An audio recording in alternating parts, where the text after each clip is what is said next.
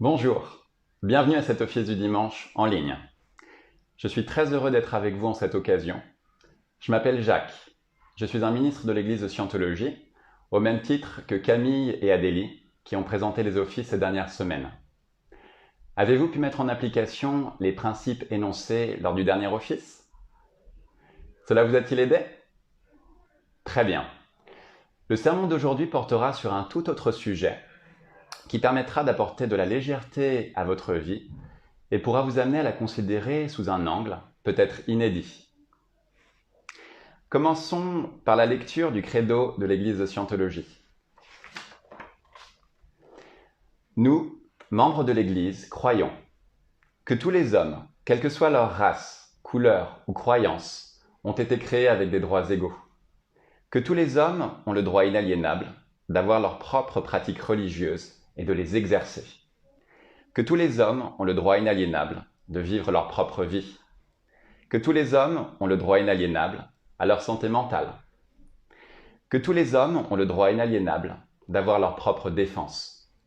Que tous les hommes ont le droit inaliénable de concevoir, choisir, assister ou soutenir leurs propres organisations, églises et gouvernements.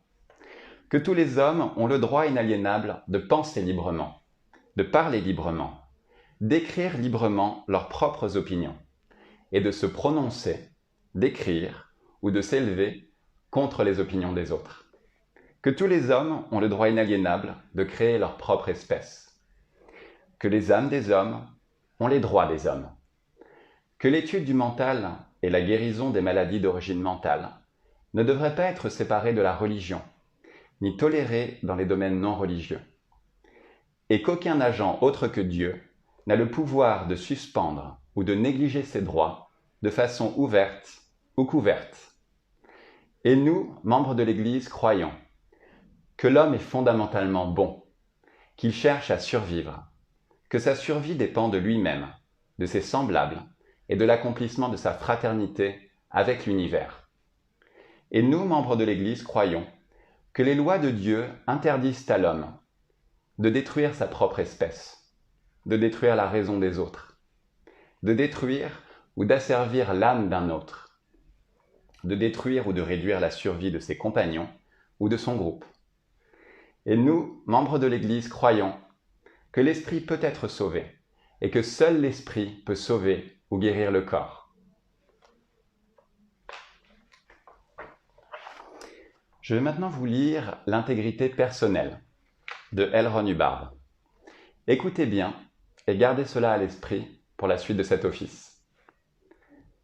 Ce qui est vrai pour vous est ce que vous avez observé par vous-même. Et lorsque vous avez perdu cela, vous avez tout perdu. Qu'est-ce que l'intégrité personnelle? L'intégrité personnelle, c'est savoir ce que vous savez. Ce que vous savez n'est rien d'autre que ce que vous savez. C'est cela l'intégrité. Il n'y a pas d'autre intégrité. Bien sûr, nous pouvons parler d'honneur, de vérité, de tout cela, ces termes ésotériques. Mais je pense qu'on ne les trahirait pas le moins du monde si ce que nous observions était vraiment ce que nous observions. Si nous prenions soin d'observer ce que nous observons et que nous observions toujours dans le but d'observer. Et sans nécessairement adopter une attitude sceptique, un esprit critique ou indulgent, mais certainement en maintenant suffisamment d'intégrité et de conviction personnelle, de confiance en soi et de courage, pour pouvoir observer ce que nous observons et dire ce que nous avons observé. En dianétique et en scientologie, une chose n'est vraie que si vous l'avez observée, et elle n'est vraie que selon votre propre observation. C'est tout.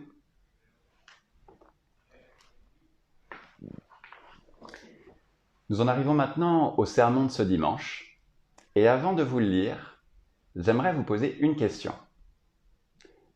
La vie vous semble-t-elle parfois trop sérieuse? Voici une manière de voir les choses qui pourrait éclaircir cette question. Le titre de ce sermon est « Le pourquoi ». La meilleure façon de comprendre la vie est de la comparer à un jeu. Comme nous sommes extérieurs à un grand nombre de jeux, il nous est possible de les considérer d'un œil détaché. Si nous étions extérieurs à la vie, au lieu d'être pris par elle et plongés en elle, elle nous apparaîtrait en grande partie de la façon dont les jeux nous apparaissent, de notre point de vue présent. En dépit de la somme de souffrances, de douleurs, de détresse, de chagrin et de labeur que la vie peut véhiculer, la raison de vivre de l'individu n'est pas autre chose que sa raison de jouer. Intérêt, lutte, activité et possession. On peut vérifier cette assertion en observant les éléments qui composent les jeux et en les appliquant à la vie elle-même. Ce faisant, nous constatons qu'il ne manque rien au panorama de la vie. Par jeu, nous entendons lutte entre personnes ou entre équipes. Exemple de jeu, le baseball, le polo, les échecs ou tout autre passe-temps de ce genre. Peut-être avez-vous trouvé une fois bizarre que des hommes s'exposent à des blessures corporelles sur un terrain juste pour s'amuser. De même, pourriez-vous trouver bizarre que des gens continuent de vivre ou se lancent dans le jeu de la vie, en s'exposant à tant de chagrin, de labeur et de souffrance, uniquement pour avoir quelque chose à faire. Il y a aussi bien sûr le cas de la personne qui continue à jouer à un jeu qui ne l'intéresse plus. Si vous vous donnez la peine de jeter un coup d'œil autour de vous, dans cette pièce, pour observer les choses qui ne vous intéressent pas, vous découvrirez quelque chose de surprenant. Vous ne tarderez pas à constater qu'il n'y a rien dans la pièce qui ne vous intéresse pas. Tout vous intéresse. Néanmoins, le manque d'intérêt est lui-même l'un des mécanismes du jeu. Pour cacher quelque chose, il suffit de créer un manque d'intérêt chez tout le monde au sujet de l'endroit où la chose est cachée. Un manque d'intérêt ne provient pas directement d'un intérêt qui s'est éteint. Le manque d'intérêt est en soi un bien, quelque chose de réel, de palpable. Après avoir étudié les éléments qui composent les jeux, nous nous retrouvons en possession des éléments de la vie. La vie est un jeu. Un jeu se compose de liberté, de barrières et de buts. C'est un fait scientifique et pas seulement une observation. La liberté peut exister au milieu des barrières. Une omniprésence de barrières ou une liberté totale signifie une absence de jeu. Ce sont deux situations aussi cruelles l'une que l'autre, aussi dépourvues de but. Les grands mouvements révolutionnaires sont voués à l'échec. Ils promettent une liberté illimitée. C'est la voie assurée vers l'échec. Seuls de stupides visionnaires scandent le slogan d'une liberté sans bornes. Seul le couard et l'ignorant ne cessent de parler, d'insister sur les barrières illimitées. Quand le déséquilibre entre liberté et barrière se fait trop fortement sentir, les gens sont malheureux. Être libéré de n'est valable que pour autant qu'il y ait un endroit où l'on soit libre de. Un désir sans fin d'être libéré de est un piège parfait, la peur de tout. Les barrières se composent d'idées inhibitrice d'espace, d'énergie, de masse et de temps. La liberté totale serait une absence totale de ces choses. Mais ce serait aussi une liberté sans pensée, ni action, une condition de néant total, sans bonheur. Rivé à de trop nombreuses barrières, l'homme brûle d'être libre. Mais, livré à une liberté totale, il est sans but et misérable. Il est possible d'être libre au milieu de barrières. Si les barrières sont connues, si les libertés sont connues, il est possible de vivre, d'être heureux, d'avoir un jeu, d'exister. Il existe plusieurs états d'esprit qui mènent au bonheur. L'état d'esprit qui revendique sans arrêt la liberté n'apporte que des malheurs. Il vaudrait mieux élaborer un mode de pensée qui recherche de nouvelles façons d'être pris au piège et des choses dans lesquelles nous pourrions être piégés, plutôt que finir totalement pris au piège en ne faisant que s'appesantir sur la liberté. L'homme prêt à accepter les restrictions et les barrières sans les redouter est libre. L'homme qui ne fait que combattre les restrictions et les barrières se fera d'ordinaire prendre au piège. Pour obtenir une guerre interminable, il suffirait d'abandonner tout combat. Dans tout jeu, les buts sont placés à l'opposé les uns des autres. Dans la plupart des jeux joués sur terrain par deux équipes, il est question de buts et de contre-buts. La première équipe poursuit l'idée d'aller jusqu'au but de l'adversaire et la seconde équipe d'aller jusqu'au but de la première. Leurs intentions sont opposées et cette guerre des intentions fait le jeu. La guerre des buts est à l'origine de ce que nous appelons les problèmes. Un problème a l'anatomie des buts. Un problème se compose de deux ou plusieurs buts qui s'opposent. Quel que soit le problème auquel vous faites ou avez déjà fait face, son anatomie fondamentale est but contre but. Les expériences de la scientologie ont permis de découvrir que l'individu commence à éprouver des problèmes quand il n'en a pas suffisamment. Selon un vieil adage, si vous voulez que quelque chose soit fait, donnez-le à un homme occupé.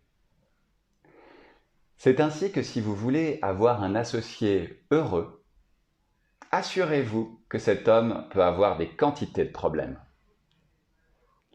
L'homme malheureux est celui qui cherche constamment les moyens de se libérer. Regardez l'employé qui cherche tout le temps à éviter le travail. Bien qu'il ait beaucoup de temps pour ses loisirs, il n'en profite pas. Il s'efforce de fuir le contact avec les gens, les objets, les énergies et les espaces. Il finit par se trouver pris au piège dans une sorte de léthargie. Il suffirait à cet homme de changer d'avis et de se mettre à se préoccuper d'obtenir davantage de travail pour qu'il se sente nettement plus heureux. Celui qui cherche continuellement à échapper aux choses sera misérable. Celui qui cherche à se plonger dans les choses a beaucoup plus de chances de devenir heureux. Il arrive, évidemment, que l'on soit forcé de jouer des jeux auxquels on ne s'intéresse pas. Une guerre, dans laquelle on est entraîné, en est un excellent exemple. Bien que n'étant pas intéressé par les objectifs de la guerre, on se trouve en train de la faire. Aussi devons-nous tenir compte d'un élément nouveau, le pouvoir de choix. En conséquence, on pourrait dire que la vie est un jeu et que l'aptitude à jouer consiste à savoir tolérer la liberté et les barrières et à comprendre les buts avec le pouvoir de choix quant à sa participation.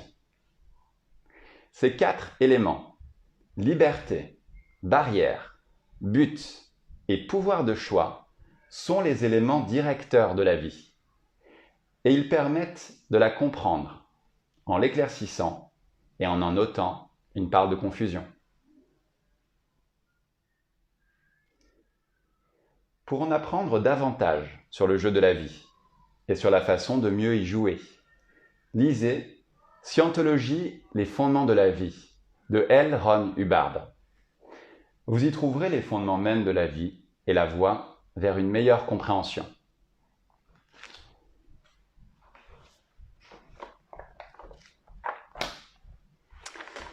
Bien, je vais maintenant vous lire la prière de Scientologie pour la liberté totale. Vous pouvez m'accompagner dans cette lecture si vous en avez un exemplaire. Puisse l'auteur de l'univers donner à chaque homme la possibilité de parvenir à la compréhension de sa nature spirituelle. Puisse notre conscience et notre compréhension de la vie s'agrandir, afin que tous puissions découvrir l'auteur de l'univers. Et puissent d'autres aussi atteindre cette compréhension qui mène à la liberté totale. En ce moment, nous pensons à ceux dont la liberté est menacée, à ceux qui ont souffert d'emprisonnement à cause de leurs croyances, à ceux qui ont été asservis ou martyrisés, et à tous ceux qui se font brutaliser, piéger ou attaquer. Nous prions pour que les droits de l'homme soient préservés, pour que les peuples puissent croire et pratiquer leur foi librement, afin qu'à nouveau la liberté règne dans notre pays. Libérés de la guerre et de la pauvreté et du besoin, libres d'être, libres de faire et libres d'avoir, libres d'utiliser et de comprendre le potentiel de l'homme, un potentiel d'origine et de nature divine, et libres de parvenir à cette compréhension et cette conscience qu'est la liberté totale. Dieu fasse qu'il en soit ainsi. Nous en arrivons à la fin de cet office. Merci d'avoir participé à ce moment de spiritualité. Si vous avez une question, n'hésitez pas à nous contacter. L'église de Scientologie de Paris est ouverte et prête à vous accueillir. Je vous donne rendez-vous au prochain office qui aura lieu le dimanche 20 septembre à 11 h en ligne. Prenez bien soin de vous et passez un très bon dimanche.